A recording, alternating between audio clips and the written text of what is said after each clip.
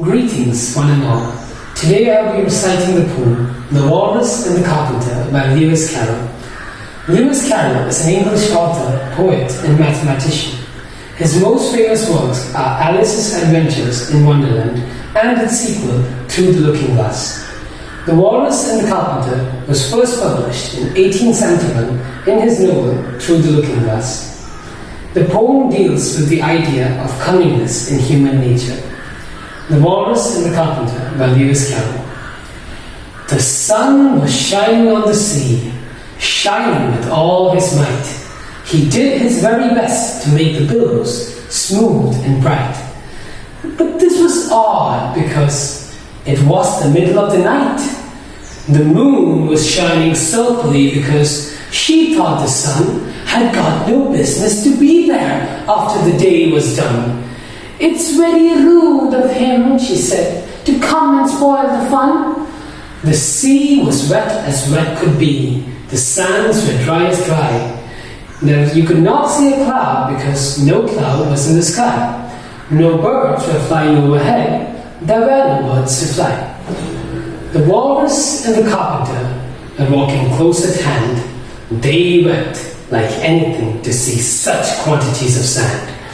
"If this were only cleared away," they said, "it would be grand. If 7 maids with 7 mops swept it for half a year, do you suppose," the Walrus said, "that they could get it clear?" "I doubt it," said the Carpenter, and shed a bitter tear.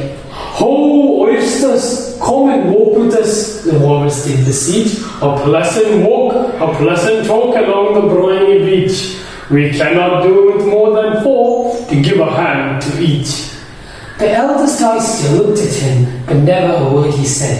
The eldest oyster winked aside and shook his heavy head, meaning to say he did not choose to leave the oyster bed. But 4 young oysters hurried up, all eager for the treat. Their coats were brushed, their faces washed, their shoes were clean and neat. And this was odd because, they hadn't any feet. 4 other oysters joined them, and yet another 4, and thick and fast they came at last, and more and more and more, all hopping through the frothy waves and scrambling to the shore.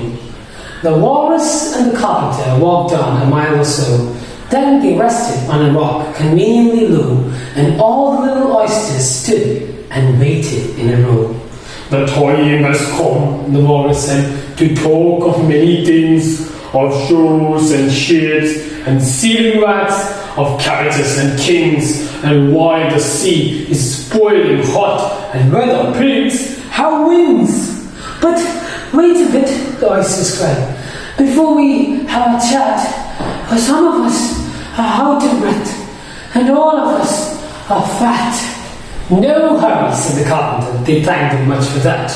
"A loaf of bread," the Walrus said, "is what we chiefly need. Pepper and vinegar besides are very good indeed.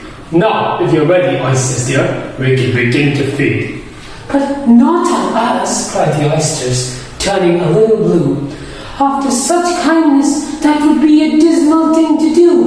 "The night is fine," the Walrus said. "Do you admire the view?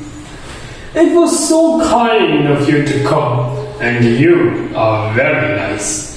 The Carpenter said nothing but, "Cut me another slice. I wish you weren't quite so deaf. I've had to ask you twice." "It seems a shame," the Walrus said, "to have played them such a trick, after we brought them out so far and made them trot so quick." The Carpenter said nothing, but the butter spread too thick. "I weep for you," the Walrus said. "I deeply sympathize." With sobs and tears, he sorted out those of the largest size, holding his pocket handkerchief before his dreaming eyes. "Oh, oysters," said the Carpenter, "you've had a pleasant one. Shall we be trotting home again?" But answer came there none. And this was scarcely odd because they'd eaten every one. Thank you.